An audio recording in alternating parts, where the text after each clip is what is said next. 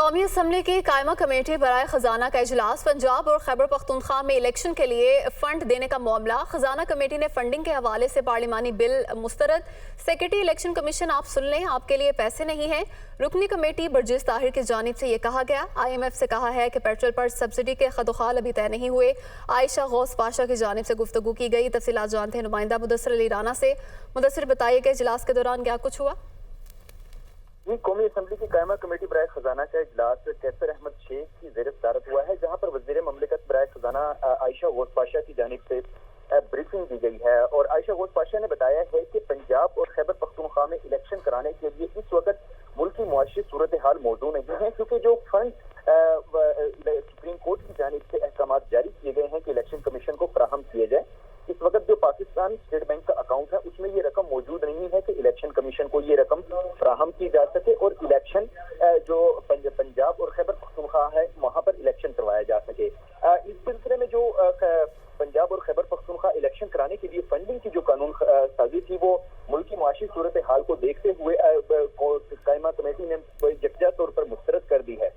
वज़ीर ममलिकत बराए खजाना आयशा गौस पाशा ने कमेटी को ये भी क्लियर किया है कि IMF के साथ पेट्रोलियम मसनूआत पर जो सब्सिडी देने की बात वज़ीर आज़म शहबाज शरीफ की जानिब से ऐलान किया गया था, उस पर अभी कोई वादे चीज सामने नहीं आई है। वज़ारत पेट्रोलियम की जानिब से अभी इसके खदोखाल तय नहीं हुए हैं।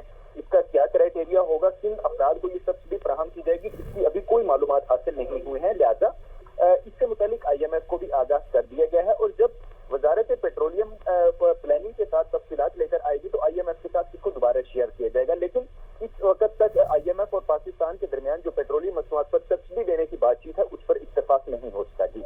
जी मुदस्सिर, बहुत शुक्रिया, आपने तफसीलन अपडेट किया। कमेटी इजलास का अहवाल आपने बताया।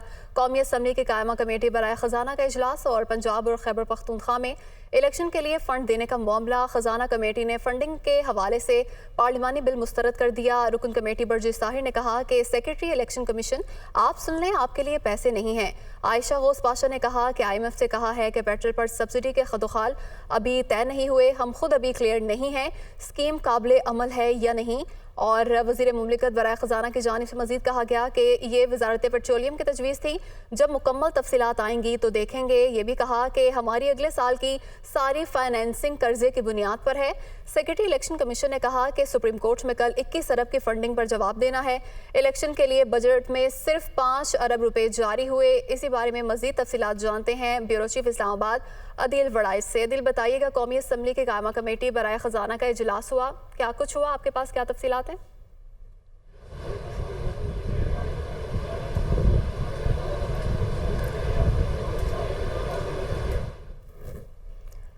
अदील वड़ाई से तफसीलात जानेंगे। कौमी असम्बली की कायमा कमेटी बराए खजाना का इजलास हुआ। पंजाब और खैबर पख्तूनख्वा में इलेक्शन के लिए फंड देने का मामला। खजाना कमेटी ने फंडिंग के हवाले से पार्लिमानी बिल मुस्तरद कर दिया और बर्जिस ताहिर की जानिब से कहा गया कि सेक्रेटरी इलेक्शन कमीशन आप सुन लें, आपके लिए पैसे नहीं हैं। आयशा गौस पाशा ने कहा कि IMF से कहा है कि पेट्रोल पर सब्सिडी के खदोखाल अभी तय नहीं हुए, हम खुद अभी क्लियर नहीं कि स्कीम काबिल अमल है या नहीं। ये वज़ारत पेट्रोलियम की तजवीज़ थी, जब मुकम्मल तफसीलात आएंगी तो देखेंगे। ये भी कहा कि हमारी अगले साल की सारी फाइनेंसिंग कर्जे की बुनियाद पर है। सेक्रेटरी इलेक्शन कमीशन ने कहा कि सुप्रीम कोर्ट में कल 21 अरब की फंडिंग पर जवाब देना है। इलेक्शन के लिए बजट में सिर्फ 5 अरब रुपए जारी हुए। Secretary election commission Umar Hameed की जानिब से इजलास के दौरान ये गुफ्तगू की गई। मजीद तफसीलात जानते हैं ब्यूरो चीफ इस्लामाबाद अदील वड़ाइस से। जी अदील, बताइएगा, आपके पास इस हवाले से क्या मालूमात हैं? देखिए, ये वो क्रिटिकल स्टेज है जिसका खदशा था, ये वो स्टेज आनी थी और वो कायमा कमेटी की स्टेज पे आ गया।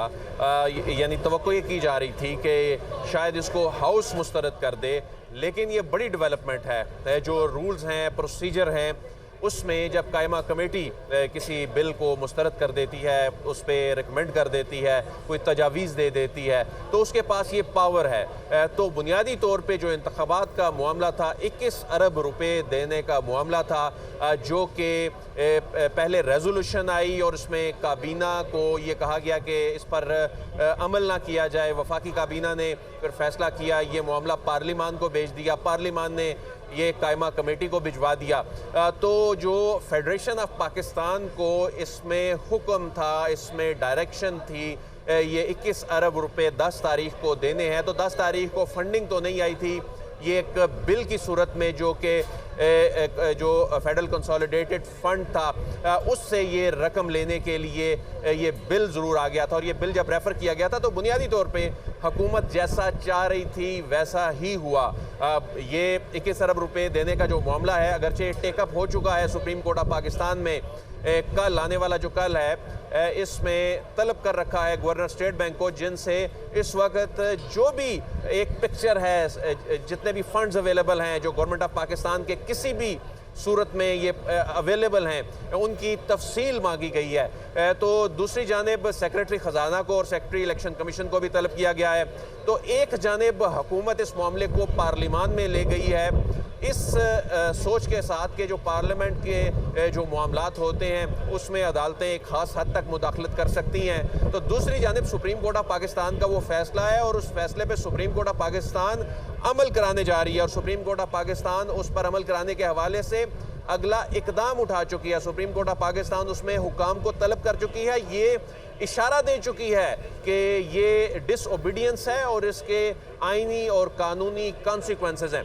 ऐसी सूरत में जो हुकूमत है वो अपने एक ट्रैक पे इस मामले को लेके चल रही है, लेकिन अदालत बज़ाहिर इसको मानती नज़र नहीं आ रही और अदालत इस क्लैरिटी के साथ आगे चल रही है कि इलेक्शन होने हैं, इसकी फंडिंग वफाक ने देनी है और इसमें अदालत की जानिब से जो ब्यूरोक्रेसी के जो सरबराहान हैं, जो इंतज़ामी सरबराहान हैं, उनको बुलाया गया है। किसी सियासी पब्लिक ऑफिस होल्डर को इसमें अभी तक एंगेज नहीं किया गया।